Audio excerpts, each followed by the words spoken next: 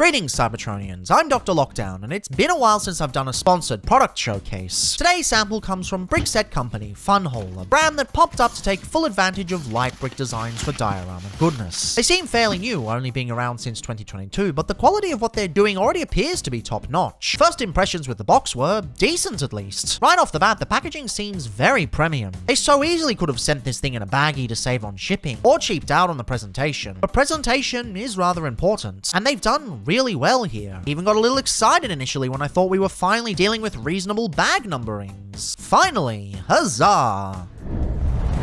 Unfortunately, that excitement was fairly short-lived. They sadly do that thing that unlicensed bricksets do where they don't tell you how many of each numbered bag there is, which proved annoying at times. Didn't ruin the build process though. In fact, I'd say the build was probably one of the most fun builds I've had to do for this channel period, including the official LEGO offerings, past and future. Time-wise, it felt only a bit under Disaster Prime's runtime, but unlike that disastrous experience, every moment putting this thing together was a blast. Took a few nights, sure, but it never felt overwhelming or boring or clunky or infuriating. Everything worked cleverly and interestingly. For the entire duration, I was excited to see what happens next. Even threading the LEDs went really smoothly. I was honestly shocked at it. I'm not exaggerating, by the way. Out of everything I've built specifically for this channel, none have been as fun.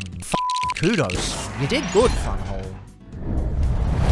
Of course, the build being fun means nothing if the end result is kinda shit.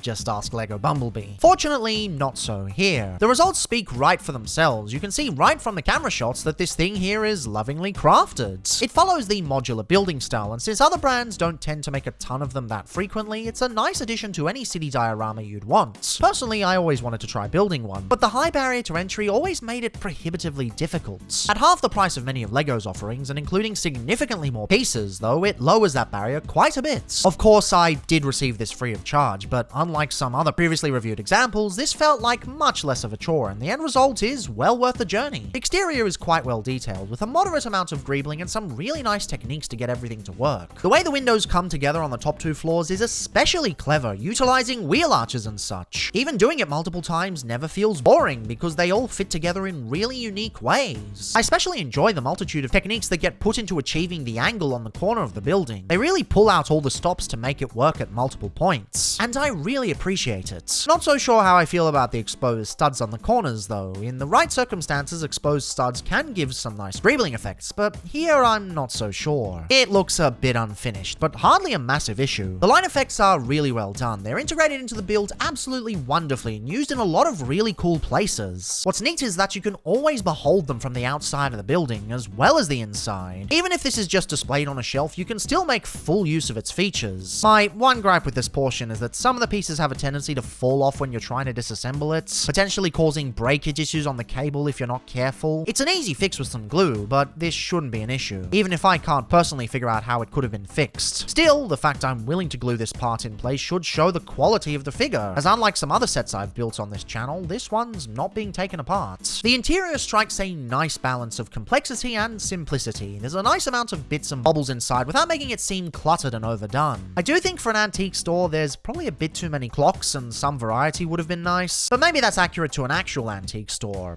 I'm not sure, it's been several years since I've been to one. The last time I set foot in a store like that, I ended up finding Cybertron Optimus Prime of all things. And given the date of the original review, you can probably tell how long ago that was. A lot of these builds even utilize that one piece that wasn't included in the Disaster Prime process, so I guess it does exist. And Transform Robot was just full of shit.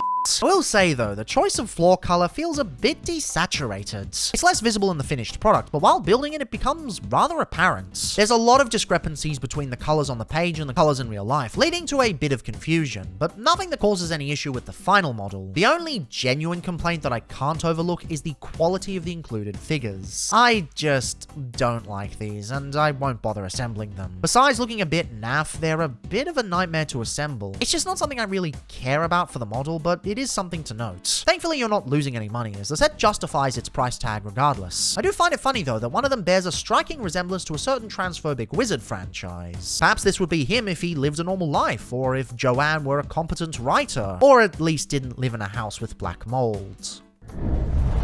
I don't have any codes or any promotions to sell you because for all my efforts, Funwhole seems to be ghosting me. They haven't responded to any of my advances on video ideas or checking with specifics, and it's a real shame because I genuinely do like this product. I can wholeheartedly recommend this without a shred of guilt. Building this felt less like business and more like play. It's a genuinely brilliant set, which was a nice change of pace as my last brick set was a little disappointing. It's a risky move making a set that takes this long to build, because it might end up boring you by the end of it. Fortunately, that was not the case here in the slightest, and I'm grateful for that. As such, it's definitely going to remain assembled and on display in some capacity. Just, sadly, not with the light bricks running in perpetuity. Would love that, but I get the feeling that would burn them out. And I might want to savor that feature for the future. Again, I don't have any codes or any promotional jargon. It's just a great set that you can get if you want. Probably the most chill sponsorship I've handled before, which is kind of funny.